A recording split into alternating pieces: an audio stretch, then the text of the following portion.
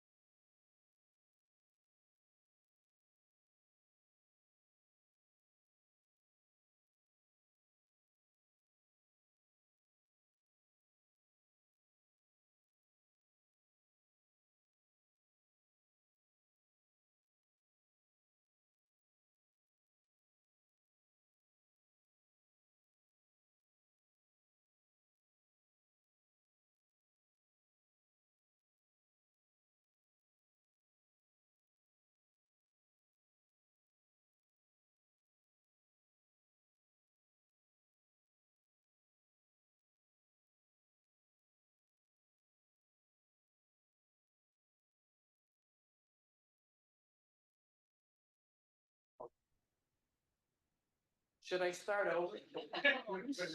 I'm sorry to those online if you hadn't heard what we discussed earlier, but we're at a point now to start digging into some detail about this particular experiment we ran with the idea that we want to understand whether we can manage the way people use solar electricity so that perhaps in the future we're moving up to better access to predictable, reliable, higher load electricity in low resource contexts. That's my 30-second summary of our 20 minutes of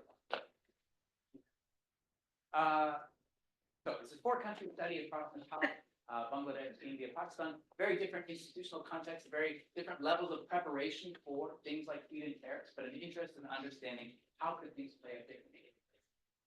So IFPRI Solar in Pakistan, when I joined, people working on the project had developed a proposed sample of 300 farmers making use of solar irrigation pumps and 300 farmers who weren't.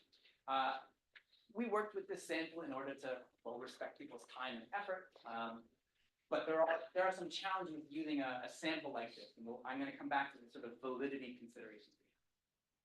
We are guided by 2 key questions here.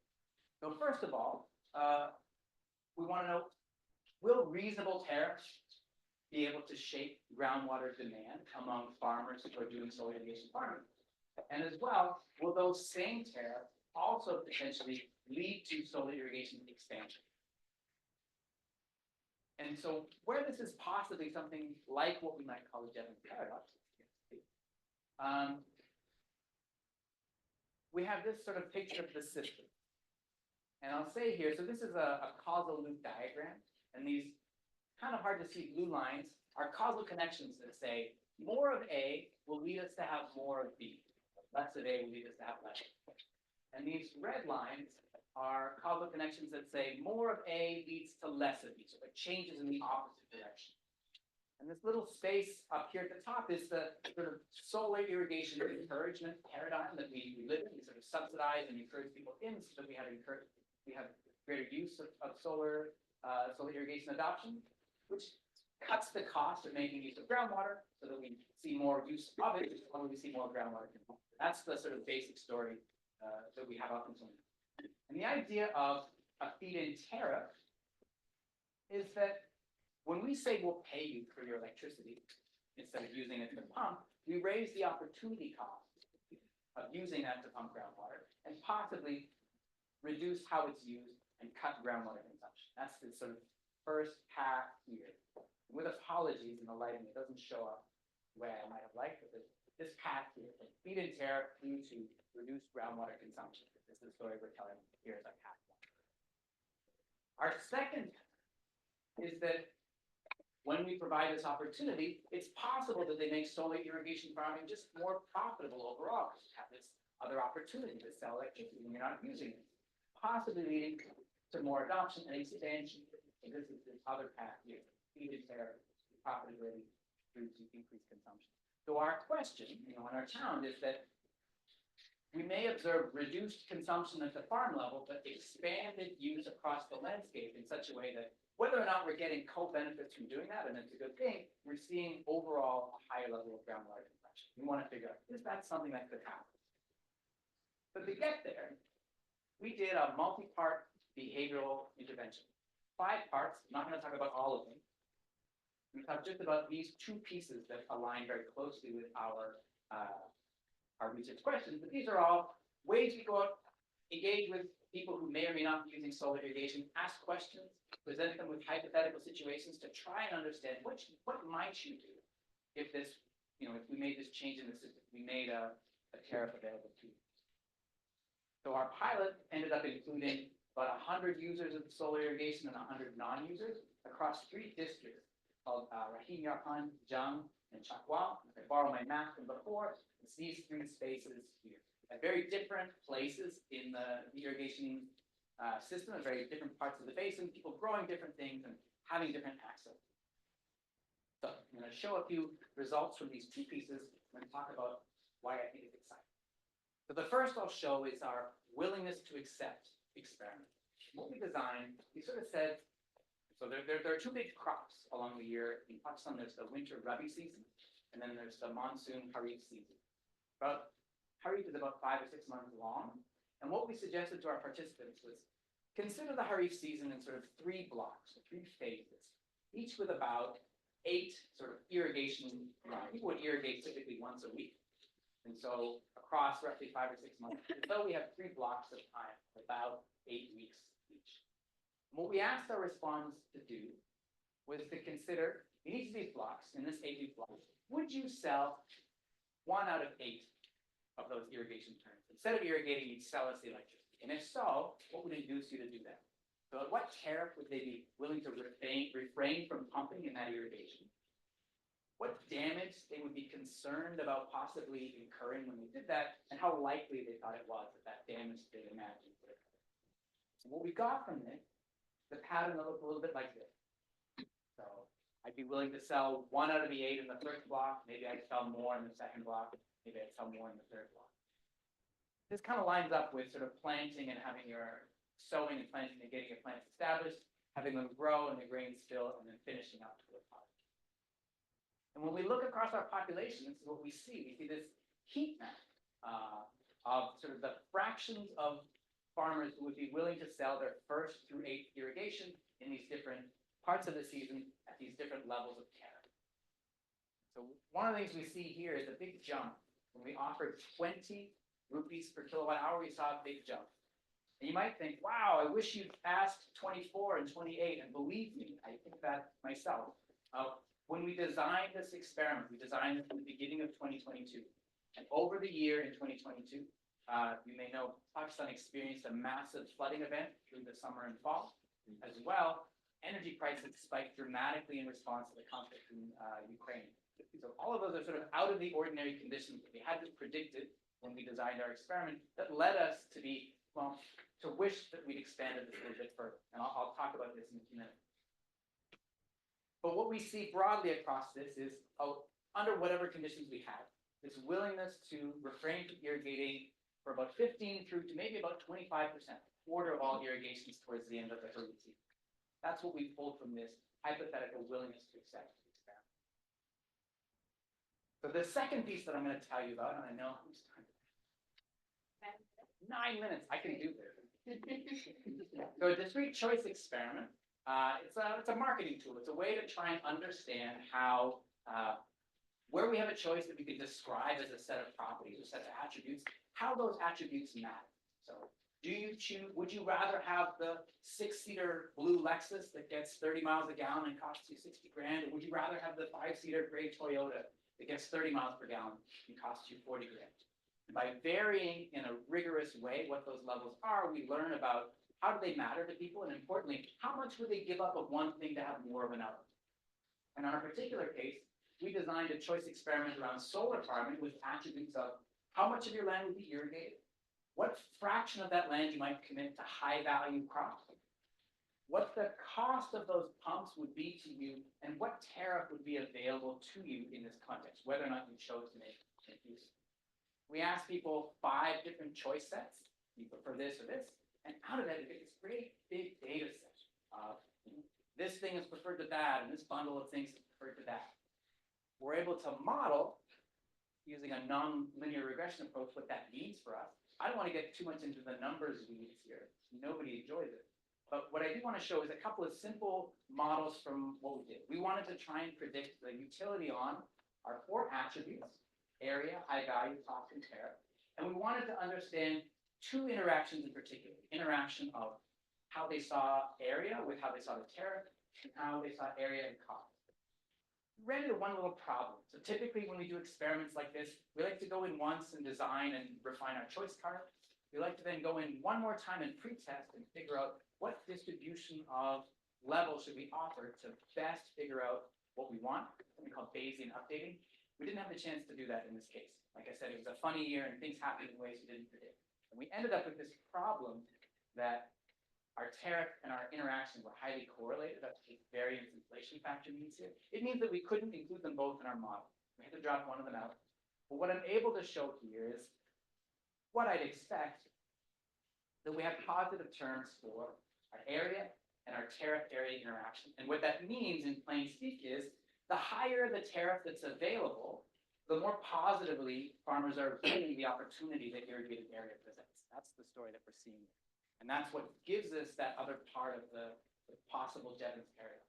So if I'm tying these two things together, one possible interpretation of this is that we're getting about up to a quarter of the irrigations potentially sold in the Harib. And our choice experiment says that when I work the math through, at that same level, at 20 rupees per kilowatt hour, people value irrigated area about 30% more. Now, what does that mean? I don't know. Utility is not real. It's certainly relative, and it's hard to know how that would translate into people buying and expanding irrigation. But it does let me suggest for future work that there are comparable strengths of these two paths, and there's possibility as we end up in this Jevons paradox state. If we dig into detail and back out and understand who values things differently, one of the highlights is that we see those who have access to the groundwater markets tend to value these things more. With the possible implication of, well, it could be that as we have more solar irrigation farming expansion, you might see improved access to groundwater as people sell what they have access to. On the other hand, you might see the opposite. You might see people less willing to sell. You might see higher prices for groundwater and reduced access. So there's sort of an equity twist that you might want to try and pick through with more work, more data collection, more modeling. But I have to, and I know I've just a couple of minutes left, I want to remember our limits. So this was a non-binding hypothetical experiment. It wasn't a random sample, and we had a weird year. It was a set of conditions that weren't that common. So these are threats to what we might call construct, internal, and external validity, respectively. So are we measuring a thing in our experiment that matters in the real world? Can we attribute the variability in what we saw to the thing that we changed, to the tariff that we offered, or is it who we have? And, are the conditions in which we conducted this experiment relevant to conditions that we care about? And I should say, this is a big challenge for most development experimentation everywhere. You can do whatever you want, but it's really hard to know in the future what's going to happen. I think this has been best framed by an early sage of impact evaluation, Outcast. In his Turn of the Millennium hit, Miss Jackson, he wrote, "You can plan a pretty picnic, but you can't predict the weather." Held up for decades. It's a really great way, I think, to think about challenges in experimentation. Okay, so, great. Okay, what could we do? Imagine we could do more experiments, build models, learn more about the system. There's a lot of great questions we could ask. We could try and understand, does expanded farming transform what people are able to do and able to grow? We see more olives and citrus in this space. Does access to these tariffs decouple poor farmers from uncertainty, sort of smooth out the distribution of access to wealth? Is it the case that having this expanded solar irrigation in the space could give all kinds of cool benefits, like shared cooling space? We see the kinds of electrical, like voltages that enable mechanical load. Really, these are all questions that fit into like who might be better off and how if we expanded solar irrigation and made use. And if I'm taking this back to where I started in the IPAP sort of accounting tool, I'm sort of asking, might we see something like this? That with the possible efficiency gain, we see more people using solar irrigation and groundwater, leading to better incomes, possibly allowing people to diversify their incomes and then decouple themselves from the need to use water entirely.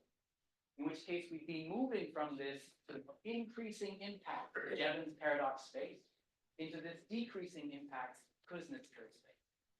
Maybe. I'm throwing all kinds of leaps here.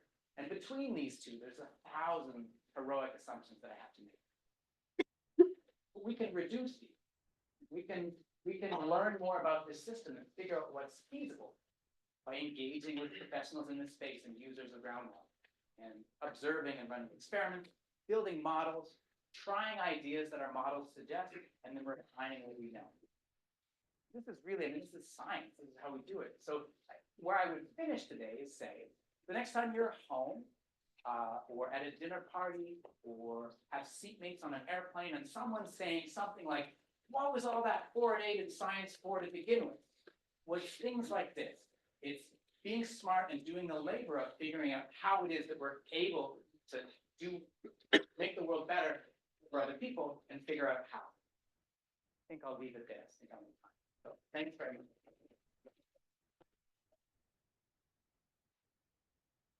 Thank you, Professor Bell. We have about 10 minutes for Q&A and some discussion. So please raise your hand and I'll direct you. And by the way, Moody, you want to make an announcement about the attendance? Yeah, in a couple minutes, you'll see a canvas post with a Google Forms link. It will be to record your attendance, and it'll be available until 1:05 today. Okay. So yes, please just raise your hand, and if you can just, before you ask your question, introduce yourself and make your question clear.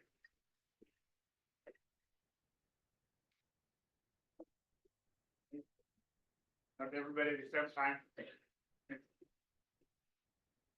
Maybe I'll start by asking a question. This is warm up because there are possible income effect here that if people are getting money from these tariffs, they find this is an asset that generates money, and that money, to the extent that it's fungible, they can use that to buy more solar panels and ends up another loop of cycle, like secondary effects that could be generated in that mechanism. Absolutely. And so what I've seen in the literature is this is called the remunerative crop model of thinking about solar electricity generation. It's like, hey, now we're just growing a crop that doesn't need water at all. It needs money. And I think that underlies a lot of the sort of agrivoltaics world here in North America. So it is absolutely possible. I think it's a modeling question to answer, but in a way that, to the extent that decouples people's uncertainties, with water to something else, I think it's pretty exciting. Right. I know somebody who does some water. Thank you. I think these mics can pick you up anyway, so. Okay, my name is Hokalaya. I'm from Suriname. So I'm a hydrogeologist. I work in groundwater. And I was wondering if, considering the points you made about this experiment, if you would advise to do the same experiment in another part of the world with any modifications, because back home in Suriname, we do look at ways for people to get groundwater, and solar energy is one of the things we're looking at, because people don't have access to energy, but they do have access to groundwater. And thank you. Yeah, it's a great question. And so I would say, I would love to generate, first of all, I would love to run the same experiment in other similar contexts and learn how it's different, how, for instance, a history of having access to electricity subsidies might lead you to think differently about pumping groundwater. But in our case, you probably might have noticed, we framed the structure of our experiment closely around the structure of, irrigation cycles in the surface water system in the IFPRI. So I could imagine wanting to redesign the choice experiment to fit what the choice looks like in other places. And that presents some challenges for comparing things. But I think in general, the better you can do to try and make a valid experimental construct that matches how people are thinking about it in the context that you're looking at, the better you'll be. So if that's of interest to talk about, I think I'll talk. Sure. Questions? Anybody else? Yes, please. Thank you. Kind of speak up a little bit. It's not picking up, but those microphones are picking you up. So. Okay. Thank you for the lecture. So my name is Mariko Tulki from Mali, and I'm agricultural economics. So I've been doing agriculture by using groundwater and the system to irrigate our farms, but we still have some challenges because the sun doesn't come out very early every time, and also sometimes the water tank will not get enough water to irrigate the whole farm. So this is my country. But I'm asking if people living in Pakistan, do they face any challenges like the water is not enough, the sun is not coming? What are the system they put so that they can still have water in need to farm every whatever they need to irrigate them. Sure, no, that's a great question. So in case it wasn't, what is it that they do in the Pakistan context to make it work? And I should say, solar irrigation farming is a really different paradigm than conventional pumping.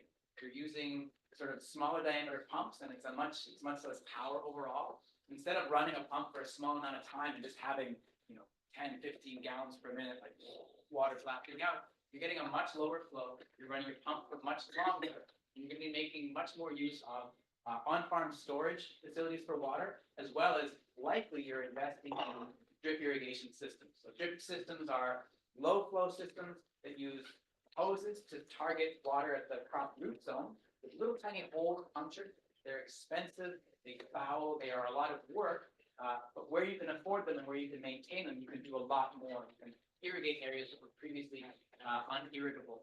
And so I think in the Pakistan context, and this is true for a lot of these models, you're targeting farmers in the middle who are able to access, afford, and develop these drip systems with the hopes that their use then drops the costs of these other sort of peripheral things that make solar irrigation farming work so much better and be more accessible to those further down.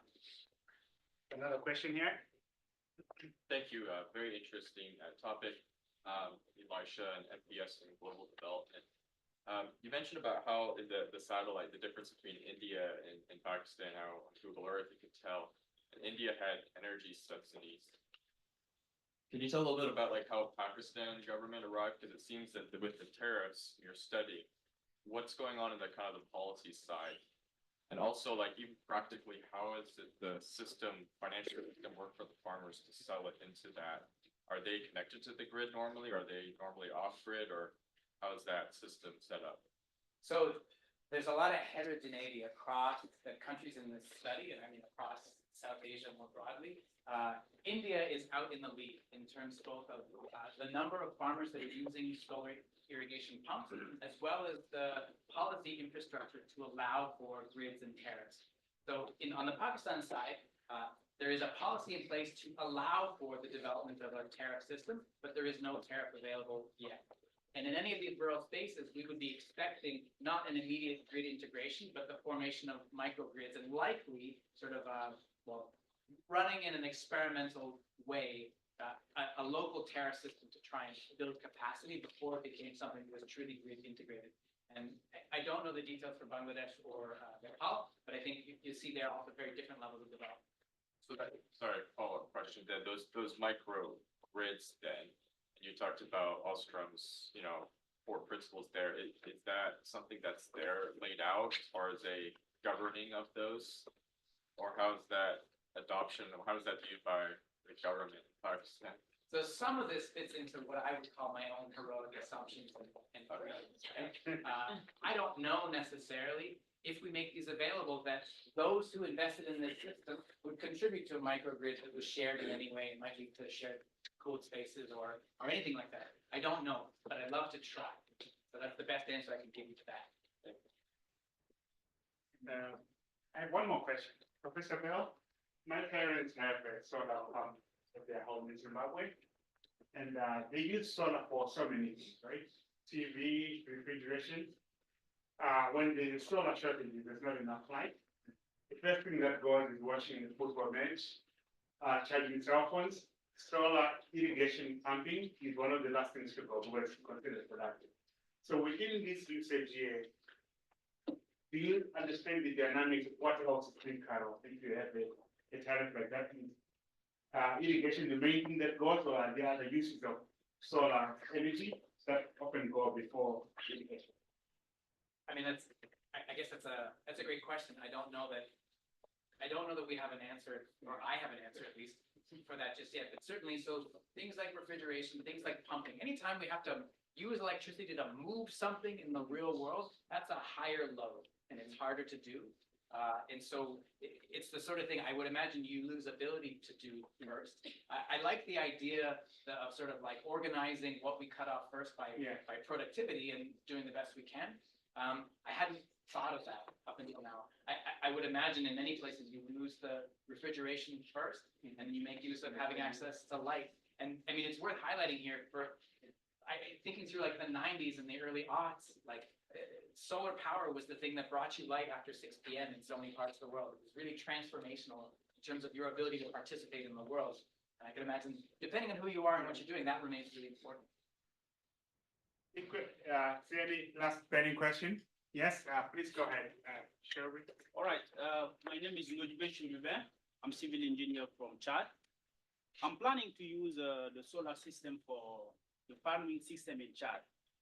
We don't produce the solar panel in Chad, but what I want to know is what can be the impact of the waste generated by the solar system?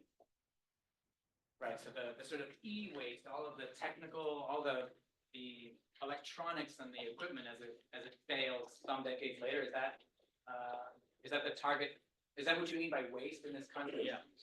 So this is something that California in particular is grappling with now, is relative early adopters of solar infrastructure at scale. Now, 20 to 30 years later, a lot of these panels now they're waste. They're not performing the way you would expect. And that is a wonderful question that, with apologies, I don't know the answer to, but I would say, if I were to look, I would look to California and look at the workflows and processes that they've developed to move into their second generation of solar power for insights into that question. Are there any questions online, Moody? There's none. Okay. Yeah, with apologies online, you didn't have the chance to Sure, develop yeah. questions. Please help me thank Professor Bell.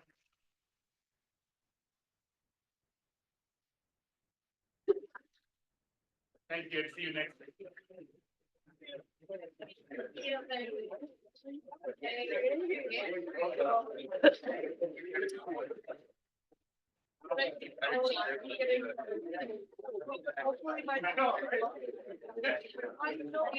Are you better?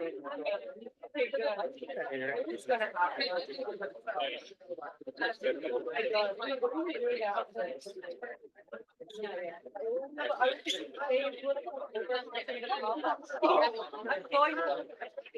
Yeah.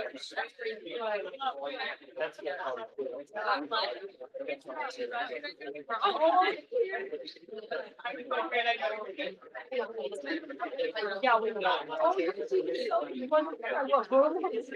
No, I'm trying out with that room. I'm gonna show you. Okay, so basically I had like little things. I even